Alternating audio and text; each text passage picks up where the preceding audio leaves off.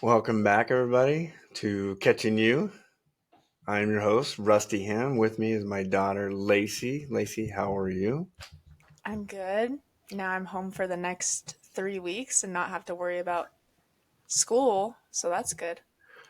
Yeah, and you had a good semester, right? Yes, I'm hoping for the 4.0. Just Before, wait just waiting on one research paper to be put in the grade book. nice. And what did I do last night with you? Oh, you came in you came and caught my pitching lesson. I caught your pitching lessons, Yes. and I didn't die. You didn't die. But we were kind of just working on the basics and getting the mechanics down. So, Interesting. You're a junior in college, and you're still working on the basics. I love it. but it's mostly old habits that old habits that I've had over the years that Right. have not been tended to. So it shows the importance of just the little minor details, and that could possibly affect you when you grow old to be a college athlete or a professional athlete too. Yeah, the one thing she said last night that caught me was, you know, when you were younger, you threw pretty hard for your age. We're actually going to talk about transitioning from 10U to 12U now, but you were throwing pretty decent, right? And you had a nice little change up, and you got away with, right? I think she was saying you got away with certain um, techniques or your posture because you threw hard and your upper body was probably stronger than your lower body at the time. But over time, you need your lower body, right? Yeah, it's I'd say it's about 75% of pitching is Yeah, legs. Um I mean, it is it is possible because growing up, kids are not fully grown into their bodies yet, so some are still growing into their bodies and don't really have full control of like body awareness or don't know what body awareness is. So, especially for girls, it's really hard, but yeah, I think focusing on legs is really good for young pitchers especially. do you think pitching coaches out there don't focus enough on legs, and they really focus on like the grip and the spin more than the lower body? I think lower body is a pretty good, pretty big focus, but what I find hard with my lessons is for them to actually push off hard off the mound. Hmm. Like I always ask them, so like, do you think you can go harder than that? And they always say, yeah, I think so, or yeah, I can go harder. So it's like, well, why didn't you go hard the first time? You know what I'm saying? Right, Like when I say push off the mound, I mean push off the mound, right. not just step off the mound. So um, I've caught a few of my girls trying to really figure out how what pushing off the mound really means basically. Yeah, it's interesting you say that because when I coached basketball, I would always stress in the practices you actually want to practice harder than you would in an actual game, right? Because then the game just comes natural, right? If you take it easy in practice, and then all of a sudden there's an intense moment in the game, and you're not used to it, you're not prepared for it. So that's good. I'm glad you said that. And it's fine to go slow at times and really focus on I definitely need to slow it down a few times to really feel what I feel I need to fix. Hmm. But then, eventually you're going to have to go harder. You can't just stay slow for the rest of you can't just go slow the whole time. So you need to figure out as you're going fast or going in that fast motion how to translate what you do slow and translate it over to when you go full pitch. Right. So, Yeah. Awesome. So yeah, like I kind of mentioned earlier, we're going to transition.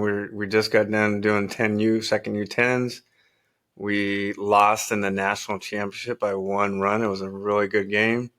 against a really good team, and just kind of just some highlights from that year. We developed as parents, and I'm talking on the parent side now. We've developed some pretty good relationships with the opposing parents, right? I think they respected us from Southern California.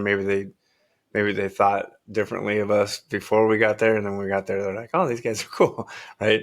Um, Not everyone in Southern California felt the same way about us, um, but but it was kind of cool as parents. To this day, I still communicate with a couple of the parents on the Mojo team.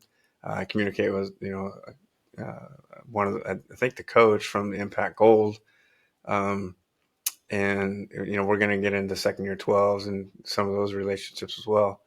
Um, but I think it's pretty cool that it's kind of like a family. We just I think if you're part of the softball community, it's almost a family atmosphere. I don't know what your thoughts are with some of the girls. I know you don't talk to much of them before, but you did communicate with a couple of them throughout the years, right?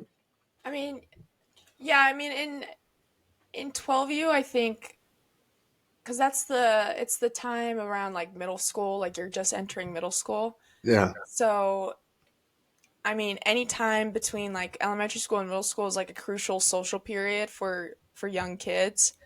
Um, but I mean, I was seeing these girls 4 or 5 times a week, maybe more than.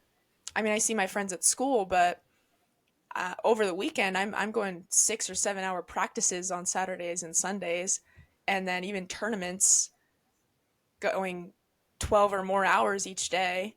So, I mean, I definitely grew very close with a lot of girls, and I definitely am friends with a lot of them to this day. And I mean, I play against them now in college. So, I mean, even though I'm not as close with like some that I grew up with, I know that we'll still have that connection, like knowing we went through a certain part of our lives together, especially like the growing in sports, like in growing up in youth sports connection. Hmm. Yeah. Yeah, I can see a lot of those girls hypothetically. Let's say you get married, and Yeah. there's an announcement you get married. I'm positive that most of them will reach out. Oh, congratulations! They'll still have that communication with you, and you're still pretty close to a couple of them. That's pretty cool. Hmm. Let's talk about that a little bit. Um, Transitioning, right? Now you just got promoted. I don't know how you say it. Graduated, promoted from fifth grade into middle school, I'd say and you just yeah, go to middle school. right. Um, and I was a middle school teacher when I first started, so I know you know how tough it can be as far as you know you're you're 11, 12. You're just reaching those teenage years. Those are probably the most difficult years, especially for a female. Things are changing pretty Hmm. rapidly. um, and can you touch upon, you kind of alluded to it, right, those long distance practices, so kind of talk about our transition from the team. We still kind of have the same team, right? The majority of the girls from 10U stayed, and so we had a pretty good 12U team. Can you talk a little bit about the transition, time constraints, and going into middle school, and what that looked like? Yeah. So, I mean, we still had pretty much the same team going into 12. So, I mean, a lot of the same girls.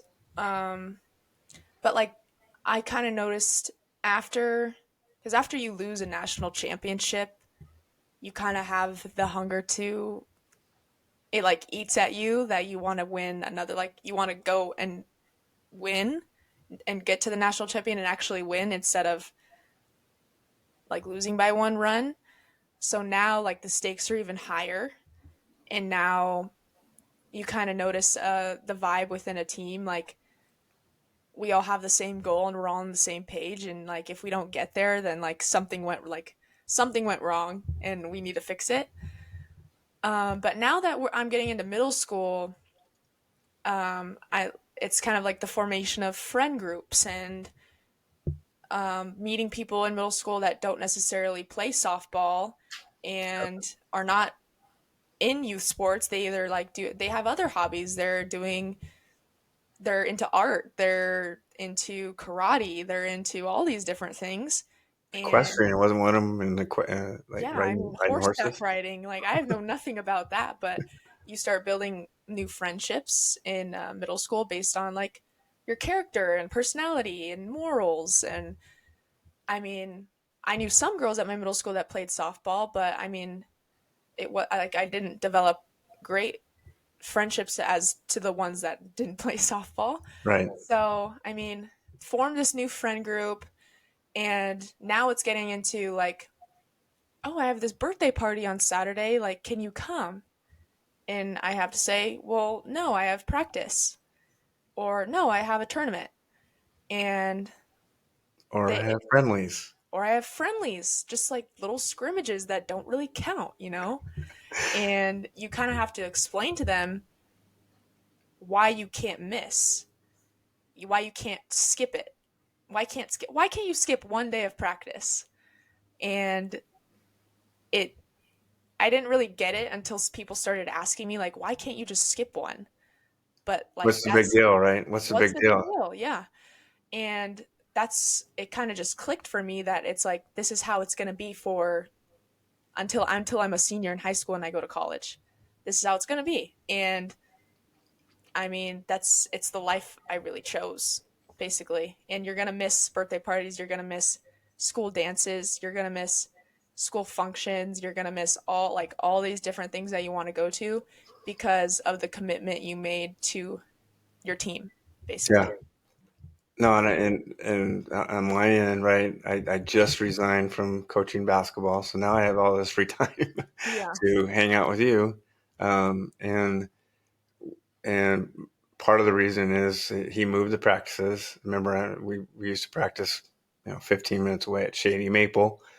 He moved the practice an hour away.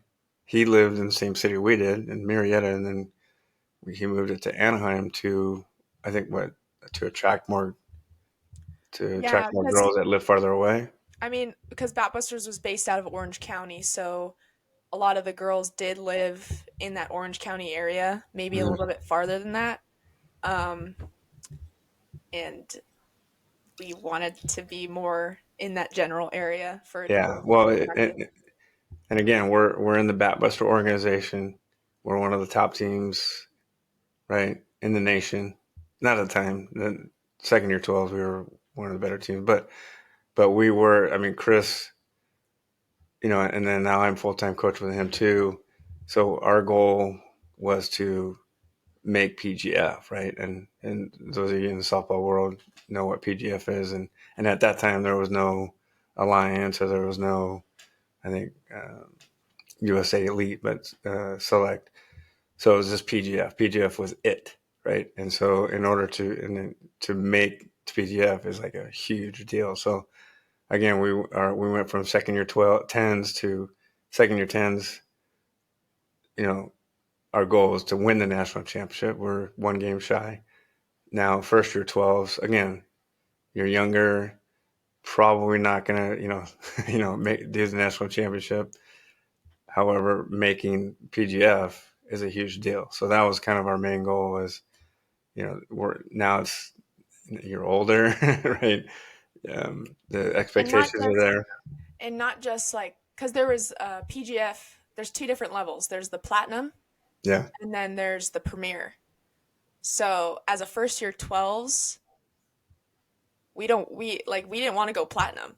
That was like that wasn't even an option in our heads. Like we wanted to make premier and experience going through the premier level, even with the second year 12 girls.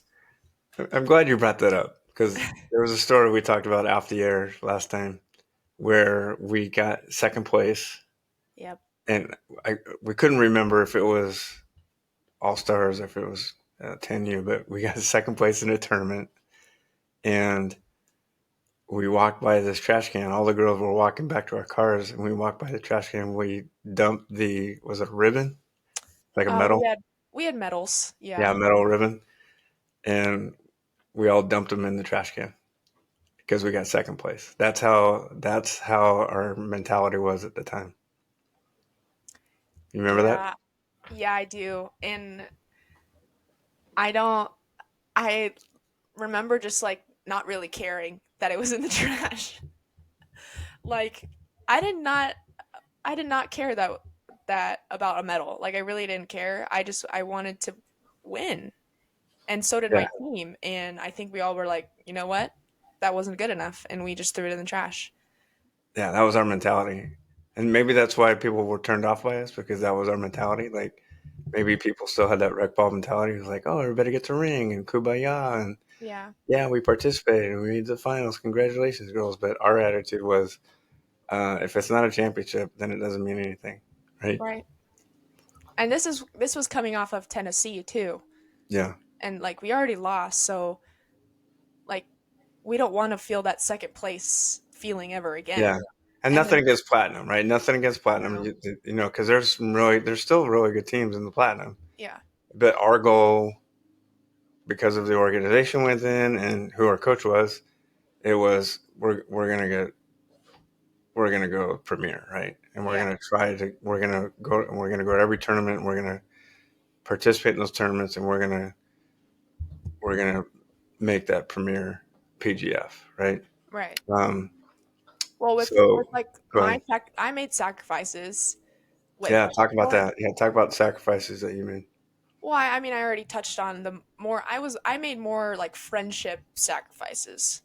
Like, I mean, even school wise, I was staying up late doing my homework, and I was only 12 years old and in sixth grade. Like, and I mean, it only got harder, especially in high school when some girls are even taking AP classes or doing extracurriculars. I mean, well, was it sixth grade? Sixth grade, I played flag football too. Oh, that's right. Yep. Yeah, so sixth The grade Lions. was my first year playing flag football, and of course it was boy dominated. So I was on an all boys team. Um, I don't think I was quarterback that year. I think I was like, You and Brendan switched off. I think you might have oh, had a okay, couple reps, yeah. or But we I would mean, hand off to you, and then you would throw it back to him. yeah, I mean, flag football was just for fun, but then again, like in the back of my head, I was always thinking about softball. Yeah. Like, I think there were a few times I had to either pitch or do something before a flag football practice. Like, I had to get some work in for pitching before I could do anything flag football related. If I'm not mistaken, we may have thrown a bullpen before one of your flag football practices. Oh yeah, I don't doubt it. I don't Yeah. doubt it.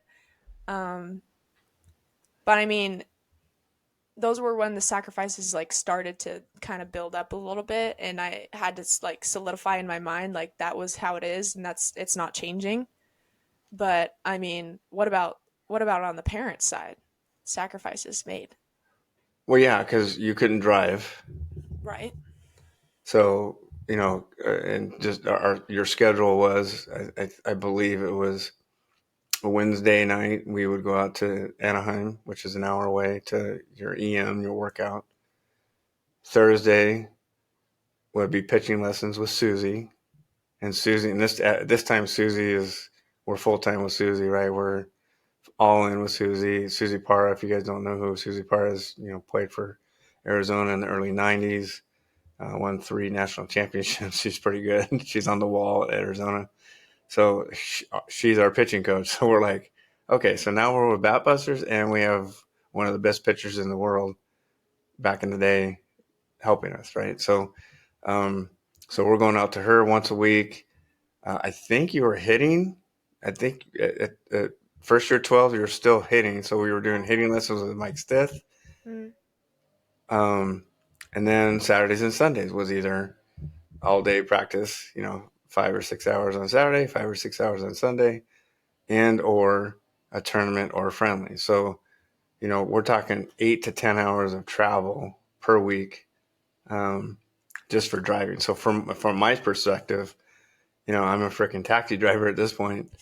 Loved it though. That was the reason I resigned, because I wanted to spend more time with you. So, that those times in the car were, awesome. I would listen to I would listen to we would Uh, listen to what you wanted to listen to, right? Music wise. yeah. And But then I then, would fall asleep yep, and and I would turn it I would wake up to Howard Stern on the radio. to, and then I would turn it And immediately then back to what you wanted to yeah. listen But that was funny because we would go to pitching lessons and he would let me sleep. I think it was early on in pitching lessons and he would let me sleep on the way to pitching lessons and wake me up like 5 minutes before, to. and then I would have a terrible pitching lesson. And he's like, "You're not sleeping for you're not sleeping for 5 minutes before. I'm waking you up like 15 minutes before you Yeah. get there." So he started waking me up about 20 to like 15 to 20 minutes before we got there, so I could like lock in and mentally prepare for to start pitching with Susie. So And I'm glad you brought that up because we didn't talk, because I think we were going to just talk a little bit about me, you know, your dinner table oh yeah. episode. And, again, now I'm full time, coach with, assistant coach. We are, trying to vie for a PGF bid.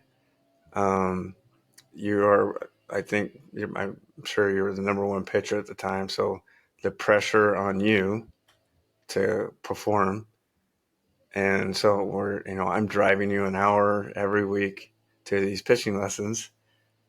And then I'm catching you on these off days, on the side yard. Um, and I'm expecting you to hit my glove every time.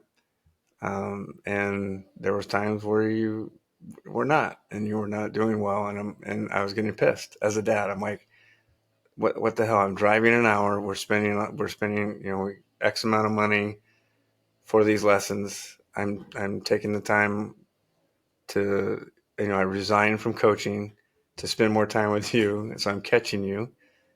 Um, and then you don't do well, like in a session, and how would I respond back before your episode? Uh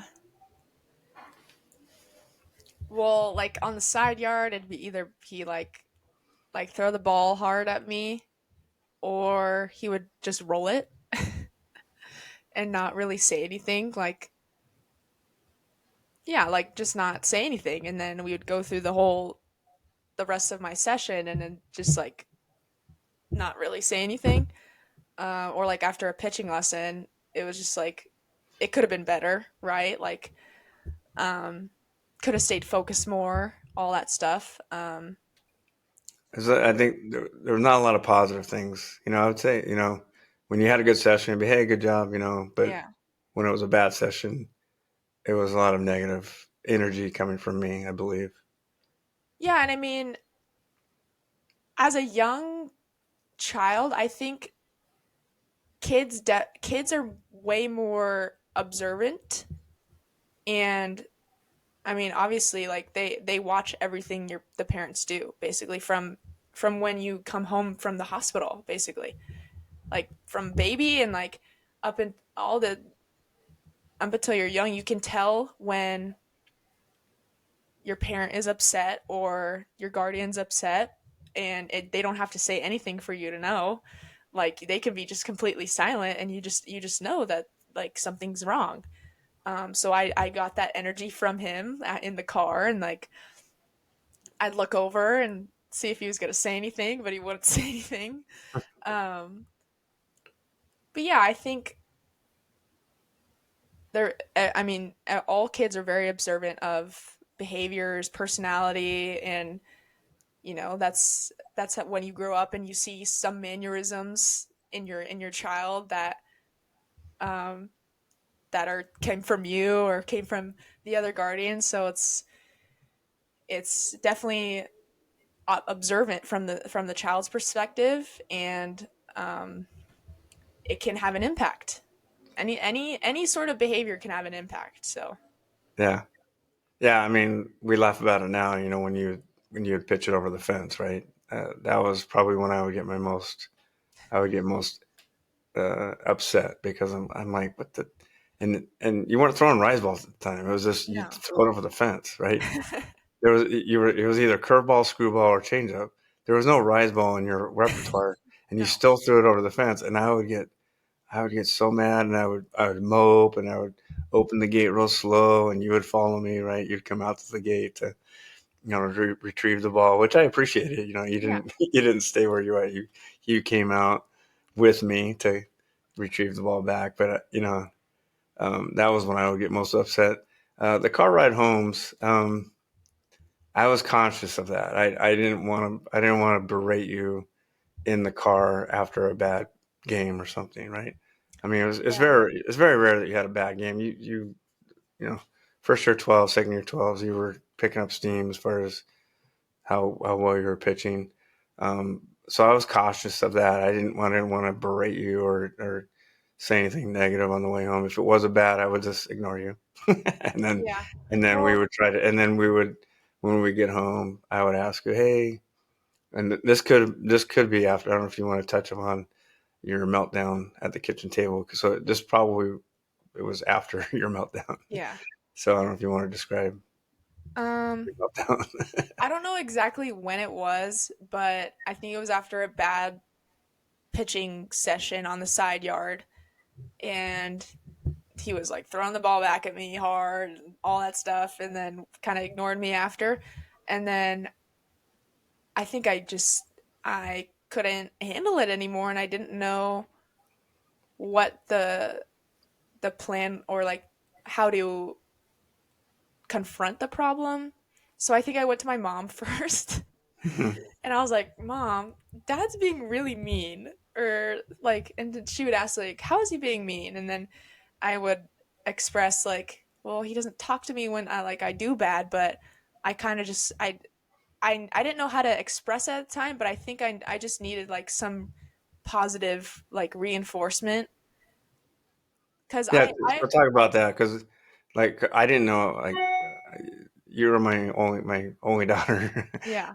and I didn't have a father growing up. He passed away when I was super young, so I didn't have a father figure to, and I had three older brothers, so I didn't know how to deal with females, especially 11 years old in sports, in travel ball. So, and my natural, again, my I talked about before, where when I would get mad, I would just shut down, right? Mm-hmm. So looking back, Lace, what advice would you give me Mm-hmm. if you had a bad session? What would you tell, you know 10 years ago, Dad? What would you want me? How would you want me to react? Um, because I think I internally would know that I was not doing well. Hmm. But I think at that age, it was hard for me to internally make adjustments and know what adjustments needed to be made because now, like, that was when I first started going to Susie. And that's when she kind of first started introducing to me, like, you need to internally know, like, how to fix things. And especially in a game when things are going bad, like, you got to know what to fix. But I'm still kind of like easing into that. And I'm so used to people telling me, like on the sidelines, like, hey, Lacey, like, squeeze your legs, or Lacey, like, snap harder. And during these sessions, now that I'm getting a little bit older, I think you were expecting me to make those adjustments on my own, like, much quicker than I think you thought I could. And I think what I really needed was because you sat in on every pitching lesson. Hmm. So and you would listen to what Susie would say. So I think I was just kind of maybe little things here and there like, hey, like, try this, like, try snapping a little bit earlier, or like try squeezing your legs harder. But like, Just more instruction, not yeah, shutting but down. right.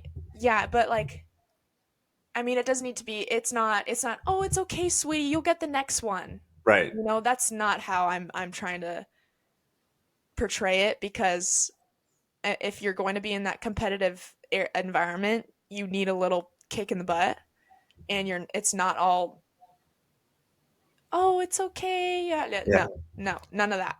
Yeah. So you melt down at the kitchen table. So now it's like, okay, let's have a little powwow at the kitchen table, and Mm, you try to express to me how you're feeling, and you just break down. yeah. You just break down and cry. Like, Well, I mean, it's kind of natural for me if I'm mad, and like yeah, if I'm mad, there's probably tears, and if I'm sad, there's probably tears, and sometimes I don't know the difference. So yeah. yeah, So seeing you cry, obviously, I had to make adjustments as a parent. So that's when I started backing off and try to be more supportive, right? And I think it helped. yeah, It definitely helped. I think our relationship got better on the side yard, um, where it's like, hey, maybe and kind of like what you described, where I was taking what Susie was telling you and trying to apply it because I knew nothing about pitching. I just would just regurgitate what she would say, right? yeah, Squeeze your hips or snap your wrist or release sooner. And then I would ask you, hey, what did you think? And then I started asking you, what did you think of the session? What do you think you yeah. can improve on? Or so that it kind of helped me as a parent um, realize that I wasn't doing a very good job parenting, and I needed to make adjustments. Well, and it's important. I think that aspect of like, well, how do you think you did? Because I mean, at that point, the athlete can't just you can't lie to yourself. Because if you lie to yourself, then things are only going to stay the same and stay exactly how they are. And so with like the car rides home from like a bad game, I think I don't know if I told you before the meltdown or after, but like I'm already hard on myself as it is. So if my number one support system, my mom or my dad, are hard on me as well and like go the berating route, then I think I would have spiraled, to be honest. So I think you noticed that I was already hard on myself as it is and Hmm. gave me that silence on the way home because I knew all our games were hour and a half, 2 hours away. So I know I had about 20 minutes to think about it. And and then I would like look over and be like, what did you think? What did you think Yeah. about that game? And then he would give me his opinion and then we would kind of go back and forth. But it was nothing like negative. Yeah. And that's a good point because again I'm talking to the dads out there, and there are dads that berate. There's a dads, and that's how we lose girls in the sport, right? A lot of girls fall out of love of the sport that they fell in love with because their dad is just constantly berating them and getting on them and talking down to them, and oh, you pitched horrible. What's wrong with you? And I'm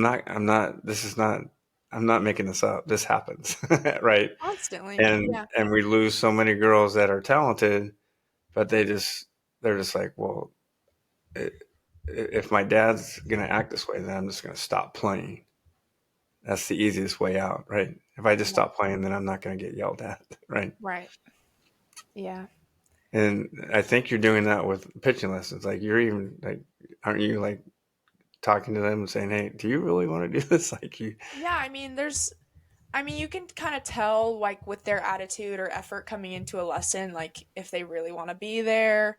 Um are they practicing at home when I tell them what to practice after the lesson? Um are they coming in the same exact picture they came in a month ago? Like cuz especially at a young age, um I'm expecting because it's at a young age it starts with the big mechanics and then you tighten the gap and then it's smaller mechanics as you get older. But I mean there's big things that can be pretty quickly adjusted, like staying tall or squeezing your legs. And if I'm noticing that it's not really changing, then obviously then something's not being practiced at home. But then, you know, we as a organi or as a in my where I work, my job, we have to the parent has to catch them or someone else has to catch them because if the instructor catches, we're focusing on, catching the Trying to ball. catch it, right? Yeah, So, but we want to focus on the pitcher or yeah. the hitter or whoever. So either the parent or someone else is coming in to catch, and it's mostly the parents.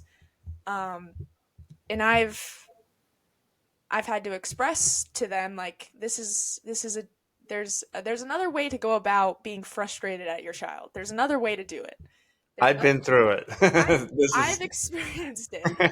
Um, so. This is how not to do it, right? right, and I mean throwing the ball back at your kid as hard as you can as they're only 12 or 11 years old is probably not the solution. It it's I mean it instills a certain kind of I don't know, like Yeah, I'd say fear, but it's like you're scared to mess up. You know how as you get older, it's like don't be afraid to fail. But you're kind of instilling in your kid like, okay, if I mess up right now, then I'm afraid he's going to get mad at me or he's going to throw the ball hard at me. So, I mean, you tell people as you get older, don't be afraid to fail, don't be afraid to fail, but like yeah, yeah. it, Because failing, that's how you get better, right? Because then you make right. adjustments. And I mean, What? you know, So yeah, we got to finish up here. So, advice to girls in this situation where they're feeling that pressure from their dad. mhm. What sort of kind of advice would you give them? Like, talk to them now. Like, you're talking to 11-year old. Like, if you were to talk to 11-year-old Lacey, what would you tell her about how to approach your dad, or what advice would you give him? um I mean, the only really thing is like you got to be honest and not like you got to be honest with yourself first and realize like what and internalize what's the problem, like why am I feeling this way? And then once you figure that out, then you can be honest with your parent or whatever's making you upset. Could be a parent, could be a coach, could be a teammate, I don't know. But yeah, just finding out what that problem is inside first. And I know it's really hard for young girls because I know for a fact it's really hard to regulate emotions and really like figure out what's causing you to be sad or angry or all this stuff, especially as like a 12-year-old. But trying to figure out what that problem is, especially like talking through it. Um, and then with like pressure, I mean, I've seen this saying like a little bit over the past few months, and it's like the world didn't end when I was like a certain age. Like the world didn't end when I was 12. The world didn't end when I was 17, which is the main one I see a lot. But like the world's not going to end if you pitch bad in a game. The world's not going to end if you strike out, go 0 for 4. The world's not going to end. The world keeps on spinning no matter what. So pressure, I mean, everyone says pressure is a privilege, but also pressure can be an evil as well. It can just send you down, down, down into deep dark spiral and it's hard to get out of, but um it also Yeah, I mean, especially if that pressure is coming from your dad, who you look up to and you right. idolize, right? Yeah. So, So, and you're looking up to him, and he's looking back at you, in a negative way, and you're like, so how does that make you feel, right? So, mhm, how do you express that to your dad? Well, you did a good job, and that's part of the reason for this episode is that you spoke up. It yeah. probably took a while for you to gather that courage to speak up because it Yeah. wasn't your first time that you felt that way. It was multiple sessions where you felt that way, and there was a breaking point where maybe I threw it back, you know, a little bit harder than I should have, and you're just like, okay, I can't do this anymore. So you spoke up, which is awesome, right? And Right. and I and hopefully I responded the right way. Right? I mean, as long as cuz I mean, I think at certain points I didn't like I said I didn't know what was like making me feel that way. So like sitting down with my mom and trying to talk it out and like her asking me questions I think helped because I mean, honestly, at a 12 as a 12-year-old, I was trying to figure out what was going on and like what the problem was and like what I was doing wrong and like I was Why is he trying my mad at best. me? Yeah, why is he mad at me? I tried my best, and I thought if I tried my best, then things were good. Like, I'm like not doing it on purpose. yeah, like I promise, I promise. Right. All right. Well, cool. So that's just the kind of the first part of first year 12s, right? The Hmm. 12 years is a pivotal point for you. Uh, I think there was a lot of pivots, Yeah. right? A lot of interesting stories that we have. 12 was fun.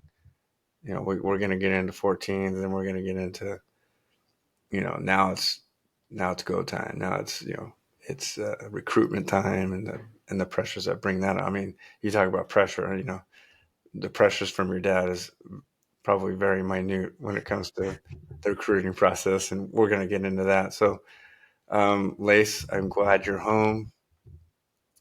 I will see you in a couple seconds because you're downstairs and I'm in my office. I had to go to my room, so it was nice and quiet. Yeah. Yeah.